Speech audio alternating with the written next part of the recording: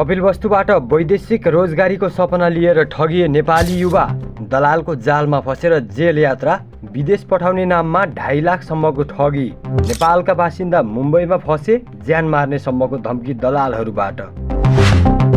नेपालको कपिलवस्तु जिल्लाको कृष्णनगर नगरपालिका वडा नम्बर 6 का बासिन्दा मोहम्मद हारुन मनिहारले वैदेशिक रोजगारीको लागि कतार जान 2.5 लाख रुपैयाँ खर्चिए, तर उनको सपना पूरा हुनुको सट्टा झुटा कागजातका कारण चौकी, हिरासत र जेलको चक्करमा परिणत भयो। हारुनका अनुसार फजल जमाल नामका दलालले उनलाई कतार पठाइदिने प्रलोभन देखाई सो रकम लिए, तर उनीहरूले बनाइदिएको श्रम स्वीकृति र एनओसी नक्कली भएका कारण उनी भारतको मुम्बईमा प्रहरीद्वारा पक्राउ परे र कुल 26 दिन जेलमा थुनिए।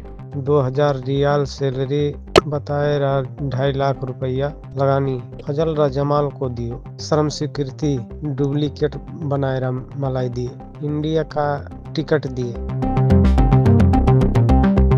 कथित ठगीको विवरण।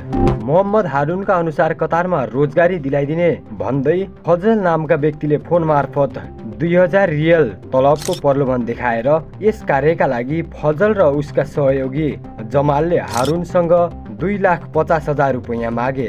हारुनले उक्त रकम फजल र जमाललाई बुझाए। त्यसपछि फजल, जमाल र रफिक नामका व्यक्तिले मिलेर नक्कली कागजातका आधारमा हारुनलाई लखनऊबाट फ्लाइट मार्फत मुम्बई पठाएको थियो। मुम्बईमा गिरफ्तारी र जेल।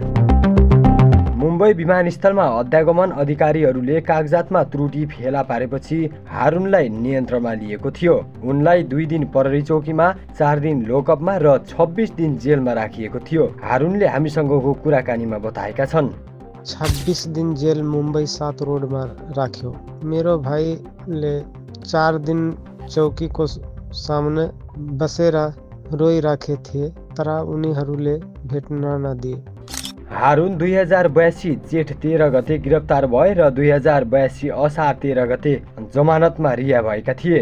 ज्यानको खतरा र मुद्दामा अल्झिएका पीडित हाल हारुन मुम्बईमै रहेर कानुनी लडाई लडिरहेका छन्। जब उनले ठगी गरिएको 2,50,000 फिर्ता मागे, फजल, जमाल र रफिकले उनलाई ज्यान मार्ने धम्की दिएका छन्। यति मात्रै होइन, हारुनका अनुसार रफिकको छोरा भनेर चिनिने अरमान खान भन्ने व्यक्तिले उनलाई पटक पटक मेसेन्जरमा कल गरेर विभिन्न खालका धम्की दिने गरेको बताएका छन्।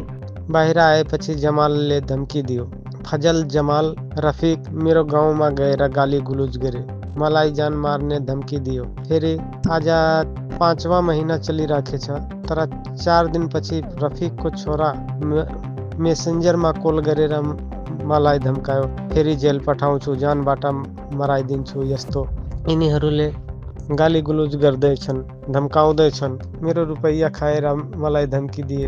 हारुनको दाबी अनुसार मुम्बईमा उनीमाथि आक्रमण गर्न मानिस परिचालन गरिएको बताएका छन्। हारुनले नेपाल र भारत सरकारसँग न्याय, सुरक्षा र दोषी विरुद्ध कडा कारबाहीको माग गरेका छन्। उनले भनेका छन्, यदि मलाई केही भएमा त्यसको सम्पूर्ण जिम्मेवारी फजल, जमाल र रफिकको हुने बताएका छन्। यस घटनाले वैदेशिक रोजगारीका नाममा गरिने ठगी र युवाहरूको भविष्य बर्बाद पार्ने दलालहरूको वास्तविकता उजागर गरेको छ। सरकार र स्थानीय निकायले यस्ता गिरोह विरुद्ध कडा कारबाही गर्नुपर्छ भन्ने पीडित र सर्वसाधारणले गरिरहेका छन्।